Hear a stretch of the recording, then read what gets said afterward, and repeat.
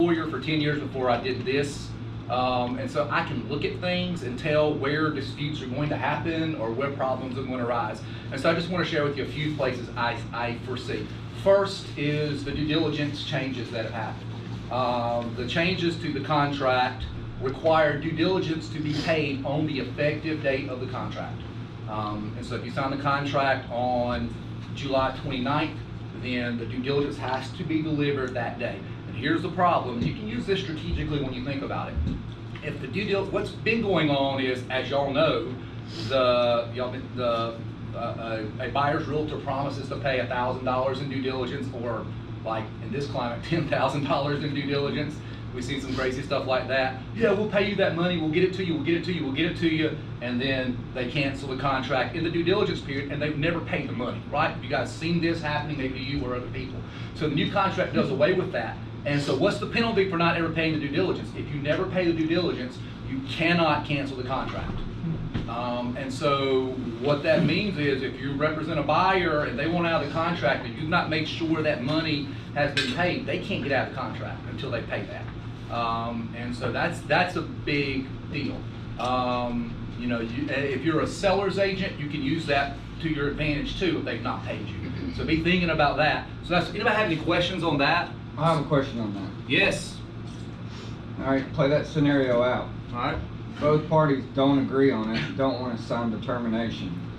Let's just say it's a short due diligence period of 2 weeks and it goes through.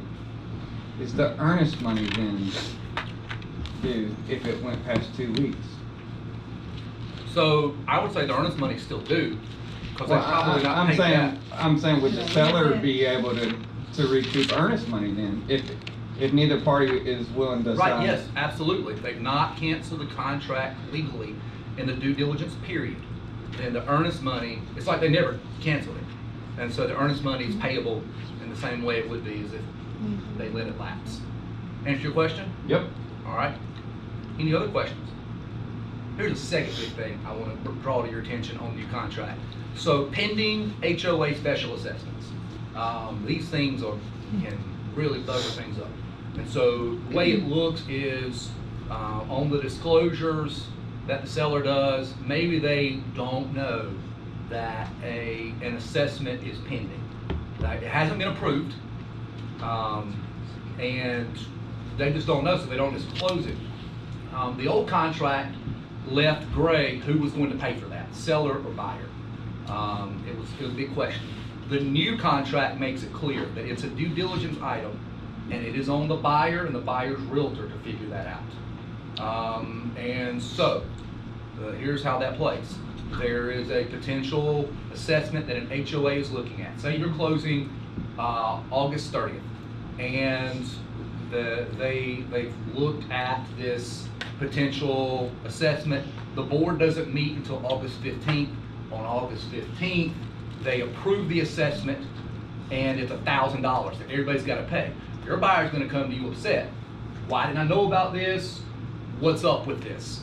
And because it wasn't called during the due diligence period, and it's got to be called in that narrow time period. You can't cancel the contract if you find out about it after the due diligence period. Then your buyer's got to pay. They're going to be upset.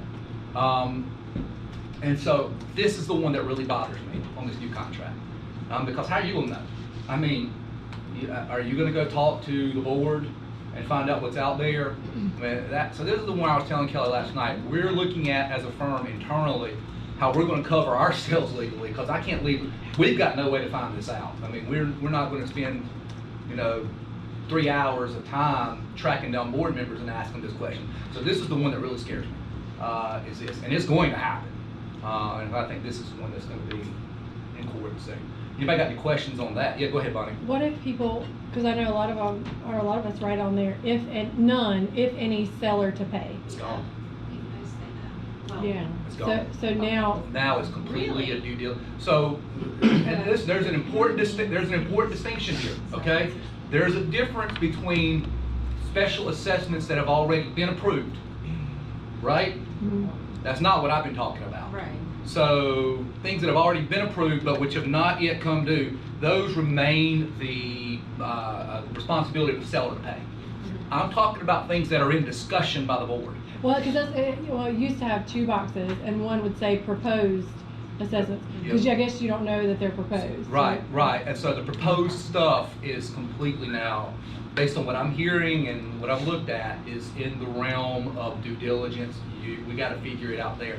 And I think it would behoove, all of us to figure out how we're going to get around that. Because that's a problem. So if you call the homeowners association and ask, are you guys discussing anything with, and, I mean. So what we do with an HOA is most of them have management companies, and we call and say, what's owing?